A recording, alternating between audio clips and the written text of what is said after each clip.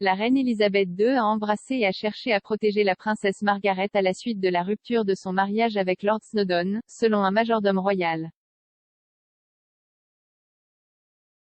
La sœur cadette de Sa Majesté a épousé le photographe de la société Anthony Armstrong-Jones en mai 1960, dans ce qui semblait être un mariage de conte de fées à l'époque.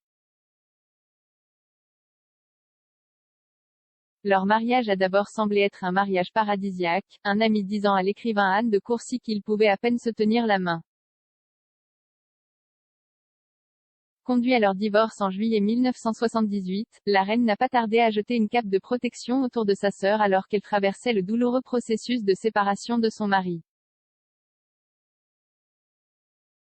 Paul Burrell, un ancien majordome royal, a déclaré à Closer Weekly, lorsque le mariage de Margaret a pris fin, la reine l'a embrassée.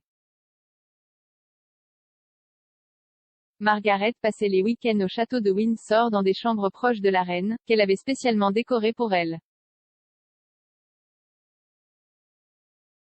La reine a toujours protégé sa sœur et je pense qu'elle aurait parfois souhaité avoir un esprit plus libre.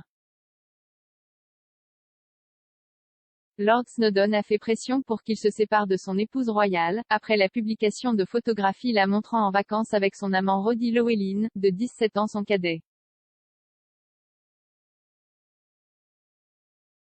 L'auteur royal Andrew Morton a affirmé dans une interview à Fox News que la princesse Margaret avait été profondément troublée par l'échec de son mariage et avait désespérément voulu que cela fonctionne. Monsieur Burrell a déclaré que les deux sœurs avaient toujours été proches depuis l'enfance et qu'elles se raconteraient n'importe quoi.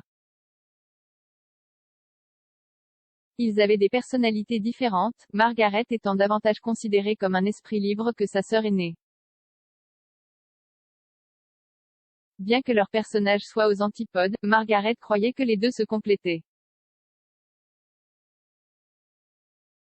Elle a dit un jour, quand il y a deux sœurs et que l'une est la reine qui doit être la source de tout honneur et de tout ce qui est bon, l'autre doit être le centre de la malice la plus créative, la sœur maléfique.